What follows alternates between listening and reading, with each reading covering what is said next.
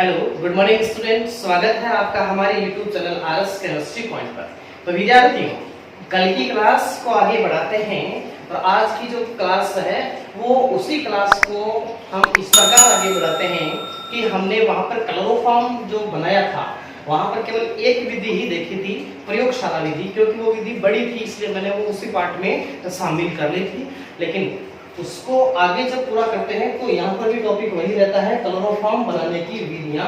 और क्लोरोफॉर्म जब बनाया जाता है तो यहाँ मुख्य 4 विधियां आती है जिनको मैंने सेपरेट एक साइड में लिखा है जो आपके सामने रहेगी। इसमें क्या है, सबसे पहले आप यहाँ पर इस छोटे से भाग को जान लीजिए, जिसमें सबसे पहली विधि का नाम है सोडियम हाइपोक्लोराइड द्वारा। सोडियम हाइपोक्लोराइड का जो सूत्र होता है वो होता है NaOCl। और जो सेकंड विधि इसकी होती है वो होती है क्लोरल हाइड्रेट से। हम क्लोरल हाइड्रेट से भी किस प्रकार क्लोरोफॉर्म बना सकते हैं वो भी देखेंगे। इसका सूत्र होता है CCl3CSOH की होल ट्वाइस, या फिर हम इसको खोल करके तो OH। और थर्ड इसकी जो होती है वो होती है कार्बन टेट्रा क्लोराइड से। कार्बन टेट्रा क्लोराइड का सूत्र होता है CCl4। और यहाँ इस कार्बन टेट्रा क्लोराइड का अपचयन करवाएंगे Fe+H2O की उपस्थिति में, इसलिए मैंने यहाँ पर लिखा है Fe+H2O, ये अपचयिक होते हैं। और सेकंड जो फोर्थ विधि आती है इसकी वो आती है मेथेन के क्लोरीनेटर। ये आप लोग 10th से लेकर 11th से लेकर 12th में पढ़ते आ रहे हो आसांशिक रिएक्शन से। तो आइए शुरुआत करते हैं वीडियो की सबसे पहली विधि से। सबसे पहली विधि का नाम है सोडियम हाइपोक्लोराइड से। तो आइए विद्यार्थियों, सबसे पहले अपन सोडियम हाइपोक्लोराइड को बनाना सीखते हैं कि सोडियम हाइपोक्लोराइड को बना कैसे सकते हैं। तो सोडियम हाइपोक्लोराइड को बनाने के लिए आपके पास 2 NaOH होंगे। NaOH के 2 अणु इसमें काम में लेते हैं और इन दोनों NaOH की क्रिया करवाते हैं Cl2 गैस से। किससे करवाते हैं? Cl2 गैस से। तो सबसे पहले इसका प्रारूप आप यहाँ जान लीजिए। हमारे पास NaOH संख्या में 2 है, NaOH, और यहाँ पर भी हम इस 2 NaOH को इस प्रकार लिखते हैं। इसमें कोई दिक्कत नहीं है, 2 NaOH को अलग अलग लिख दिया। यहाँ से OH और H मिलकर क्या निकल जाएगा? जल। तो सबसे पहली बात यहाँ निकल जाता है एक जल का अणु। 2 अणुओं में से एक निकल जाता है आपके जल का अणु। शेष आपके बचता है यहाँ पर एक Na और NaO। ठीक है, यहाँ से क्या होगा, एक Na जो सिंगल बचा वो एक क्लोरीन के साथ मिलकर यहाँ से बन जाता है NaCl। ये बन गया आपके NaCl। यहाँ बच गया NaO और यहाँ एक Cl तो जा चुका है, एक Cl बच गया वो इसके साथ लग जाएगा, तो यहाँ से बन जाएगा NaOCl। और NaOCl को ही सोडियम हाइपोक्लोराइड कहते हैं, सोडियम हाइपोक्लोराइड। तो विद्यार्थियों, हमने यहाँ पर सोडियम हाइपोक्लोराइड को बनाना भी सीखा है, जिसमें 2 NaOH के अणु एक क्लोरीन गैस के साथ क्रिया करके NaOCl, एक अणु NaCl का और एक अणु जल का बाहर निकालते हैं, जो कि हमारी इस रिएक्शन का पहला पार्ट है। अब हम चलते हैं इसके अगले पार्ट में कि यहाँ क्लोरल जो है क्लोरोफॉर्म है उसको हम इस सोडियम हाइपोक्लोराइड से बनाएंगे कैसे। तो सोडियम हाइपोक्लोराइड से इसलिए बनाएंगे, कैसे बनाएंगे उसके लिए हम देखेंगे। तो विद्यार्थियों, अब हम चलते हैं आगे और देखते हैं कि सोडियम हाइपोक्लोराइड से हम क्लोरोफॉर्म को कैसे बना सकते हैं। तो इसके लिए आपके पास जो संरचना A था, जिसमें मैंने कहा था आपको एथेनॉल यानी एल्कोहल होगा, तो यहाँ पर हम एथेनॉल ही लेते हैं।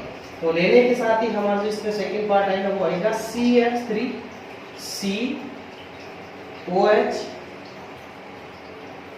H और यहाँ कर देते हैं R। अब इसकी क्रिया करवाते हैं अपन NaOCl से। तो यहाँ से क्या होगा, यहाँ आप ये देखते हैं कि एक Cl एक H के साथ मिलकर बन जाता है HCl। सीधी सी क्रिया होगी, यहाँ से NaOCl से ये क्लोरीन और ये हाइड्रोजन मिलकर यहाँ से हम इसको इस प्रकार निकाल सकते हैं HCl के रूप में। और यहाँ OH जो है उसको अपन ध्रुवीकरण करें तो किस बॉन्ड के इलेक्ट्रॉन इस पर आएंगे, इस पर नेगेटिव चार्ज, और एक लोन पेयर इस बॉन्ड वाले इलेक्ट्रॉन इस पर ऑक्सीजन पर आ जाते हैं। तो यहाँ NaOH है, यानी NaOH में से बचा क्या, NaO, और यहाँ ये हाइड्रोजन इसके साथ लग जाएगा तो बन जाएगा NaOH।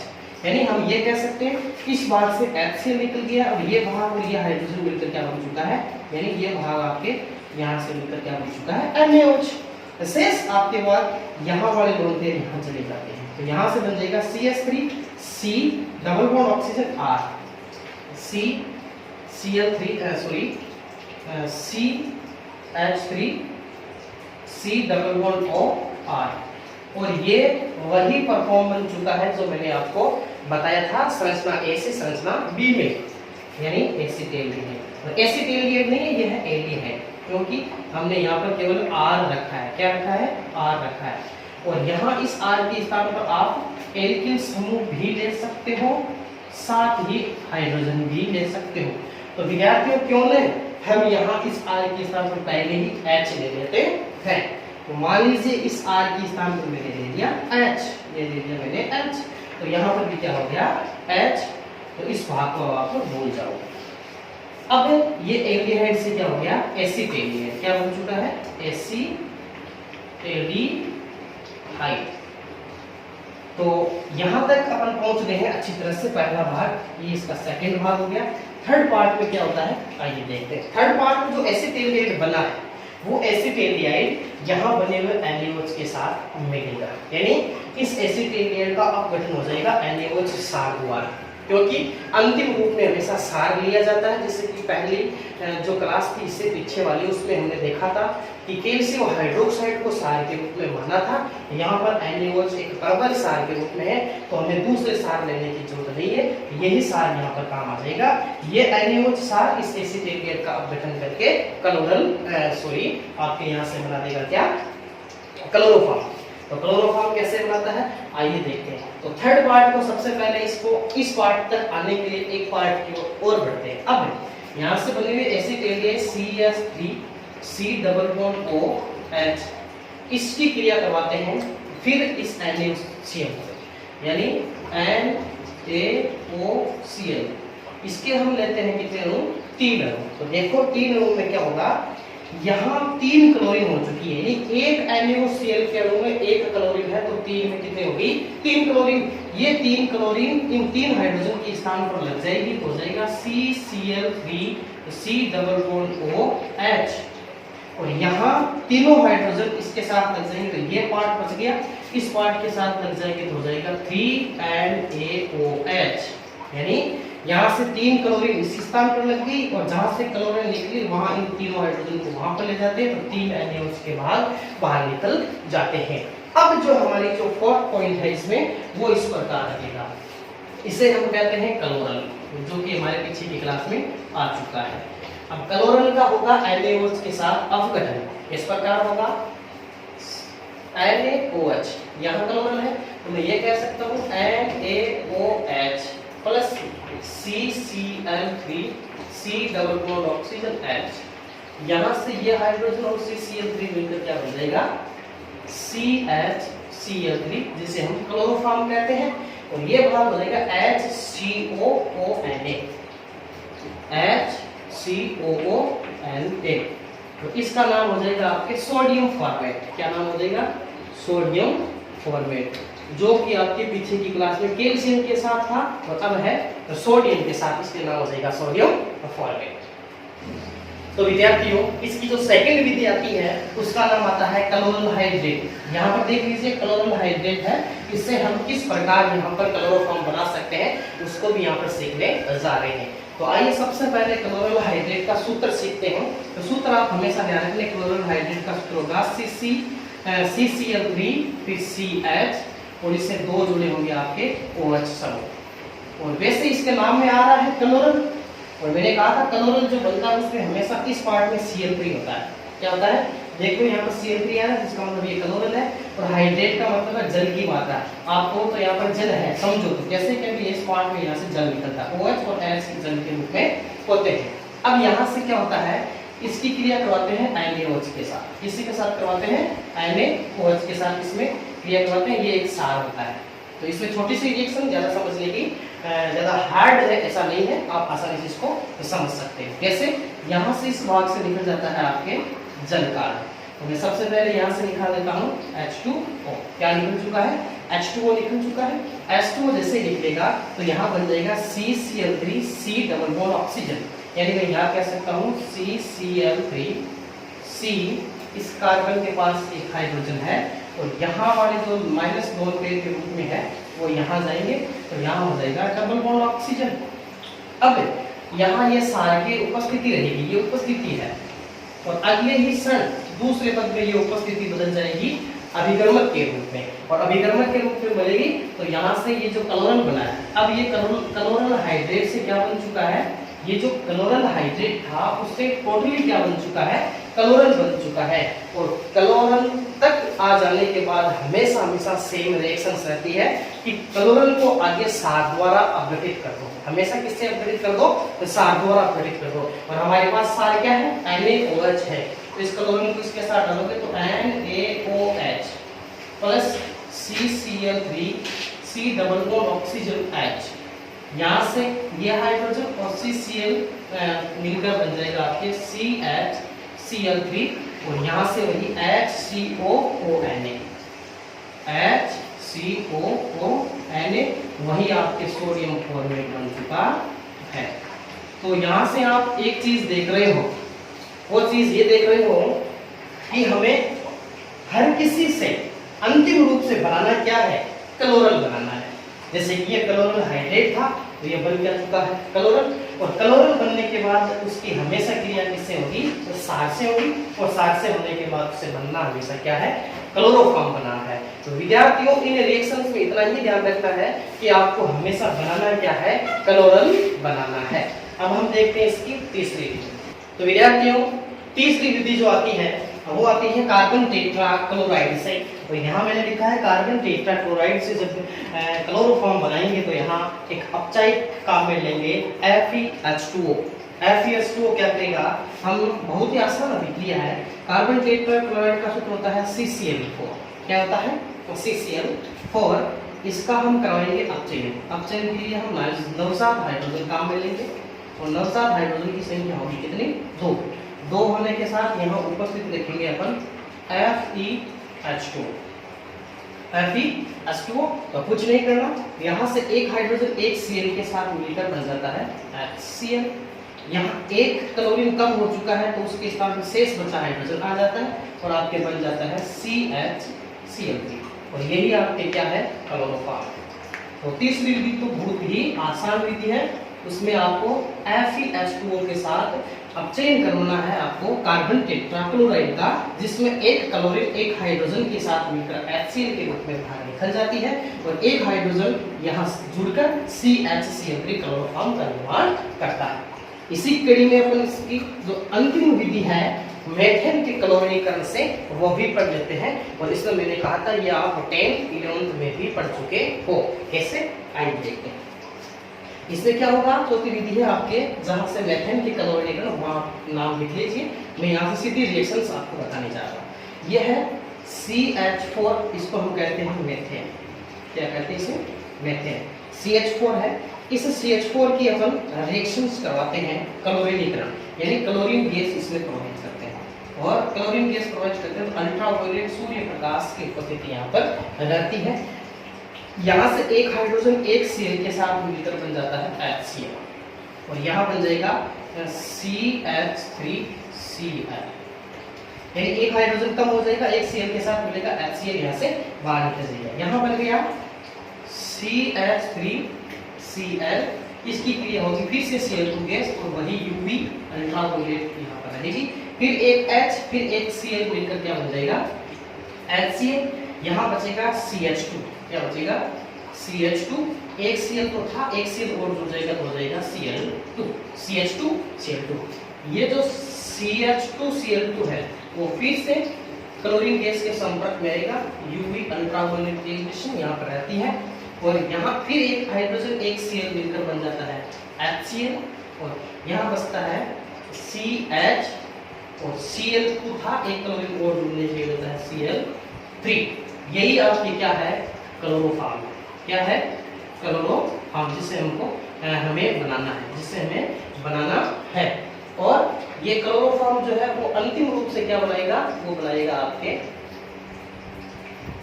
Cl2 से क्रिया करेगा, एक हाइड्रोजन एक Cl के साथ मिलकर बन जाएगा HCl, यहाँ से बन जाएगा CCl4, ये कार्बन टेट्राक्लोराइड बन जाता है।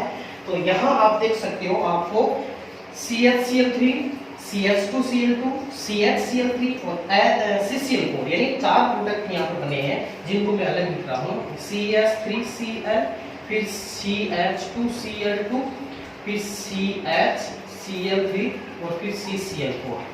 और इनमें एक लॉजिकल भी देख रहे हो कि लगातार हाइड्रोजन की संख्या कम हो रही है, क्लोरीन की संख्या बढ़ रही है। जैसे यहाँ पर 3 हाइड्रोजन, यहाँ 2, इसके बाद 1, फिर बिल्कुल नहीं, फिर यहाँ क्लोरीन 1 है, फिर 2 है, फिर 3 है, फिर 4। तो इन चारों में से हमें इसको अलग करना है, क्लोरोफॉर्म को अलग करना है, क्योंकि हमें चाहिए क्या, क्लोरोफॉर्म चाहिए। तो इसका हम प्रभाजी आसवन कर लेते हैं, प्रभाजी। और प्रभाजी आसवन आपके 10th में भी था और 11th में भी आता है प्रभाजी आसवन। तो प्रभाजी आसवन द्वारा इन चारों यौगिकों के मिश्रण में से क्लोरोफॉर्म को अलग कर लिया जाता है। तो इस प्रकार यहाँ क्लोरोफॉर्म बनाने की जो अन्य विधियां थी वो आपके यहाँ पूरी हो चुकी है। तो विद्यार्थियों, यहाँ एक छोटा सा टॉपिक और रह जाता है जो हम इसी क्लास में शामिल कर लेते हैं, ताकि अगली क्लास हमारी एक सेपरेट क्लास रह जाए। जो वो ये है कि क्लोरोफॉर्म के भौतिक गुणधर्म क्या होते हैं, भौतिक गुणधर्म, क्लोरोफॉर्म के भौतिक गुणधर्म। तो आप ये ध्यान देंगे, क्लोरोफॉर्म के भौतिक गुणधर्मों की बात करें तो क्लोरोफॉर्म एक रंगहीन गैस होती है, गैस होती है और वो रंगहीन होती है, आपको उसका कोई रंग नहीं दिखाई देता है। साथ ही उसकी जो गंध होती है, ये गंध आपको रुचिकर लगेगी, सूंघने में आपको अच्छी लगेगी और इसमें मीठी गंध आती है, यानी हम ये कह सकते हैं कि ये मीठी रुचिकर गंध होती है। और तीसरी बात यदि हम करें तो ये जल में आंशिक विलय होते हैं, यानी नय के बराबर। आप ये कह सकते हो कि जल में ये नगण्य विलय होती है, परंतु ईथर और एल्कोहल इनमें ये आसानी से विलयशील होती है। साथ ही इसके पॉट पॉइंट की बात करें तो ये जल से भारी होती है, जल से भारी होती है, इसलिए जल और इसका मिश्रण जब हो तो आपको क्लोरोफॉर्म पात्र के पहले पर मिलेगा। यहाँ नीचे आपको क्या मिलेगा, CHCl3 मिलेगा और ऊपर के पार्ट में आपको जल मिलेगा। ये इसका फोर्थ पॉइंट। और फिफ्थ पॉइंट यदि इसमें बात करें तो क्लोरोफॉर्म CHCl3 जो है उसको ज्यादा मात्रा में सूंघने पर, यानी लंबे समय तक सूंघ लेने पर यहाँ आदमी बेहोश हो जाता है, इंसान क्या हो जाता है, बेहोश। यानी हम ये कह सकते हैं कि क्लोरोफॉर्म की अधिक मात्रा को सूंघने पर क्या आती है, बेहोशी आती है। तो ये पॉइंट रहता है इसके भौतिक गुणधर्म में। और यहीं पर एक छोटा सा टॉपिक और है, उस टॉपिक को भी हम इसी क्लास में देख लेते हैं। तो आप भौतिक गुणधर्म लगाकर ये 4 पॉइंट लिख लें। रंगीन गैस, गंध रुचिकर मीठी, जल में नगण्य विलय परंतु ईथर और एल्कोहल में लगभग विलय, जल से भारी होती है और साथ ही ज्यादा मात्रा में सूंघने पर बेहोशी लाती है। ये पॉइंट आप इसमें लिख लीजिएगा।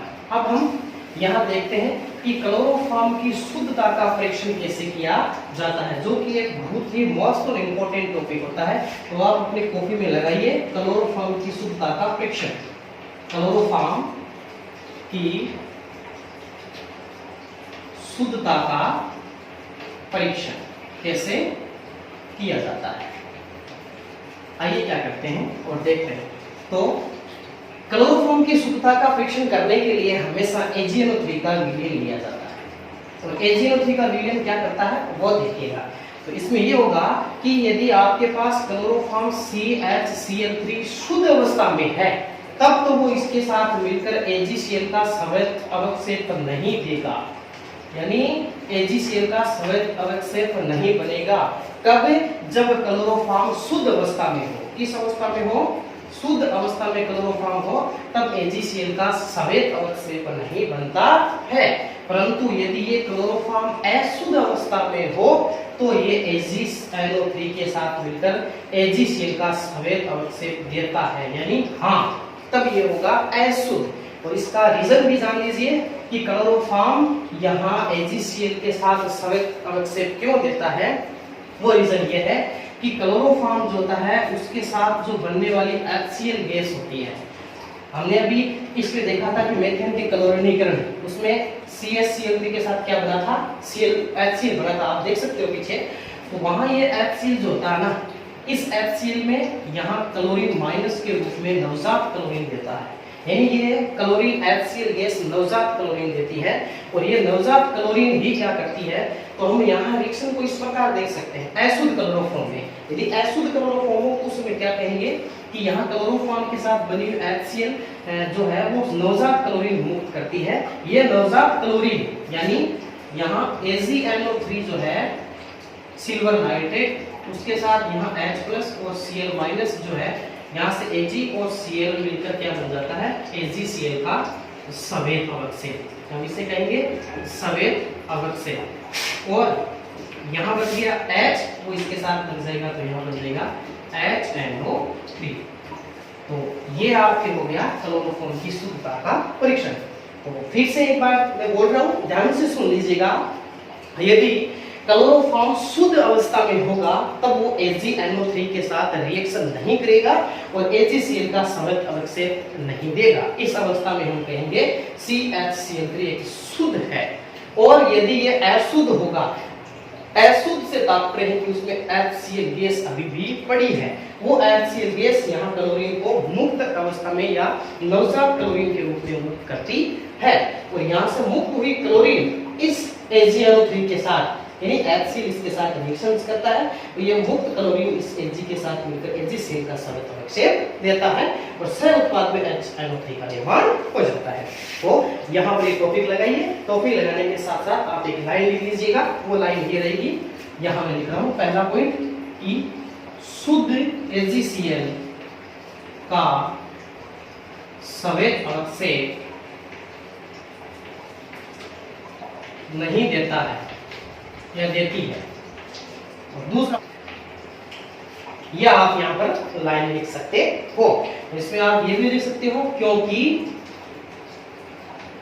यहां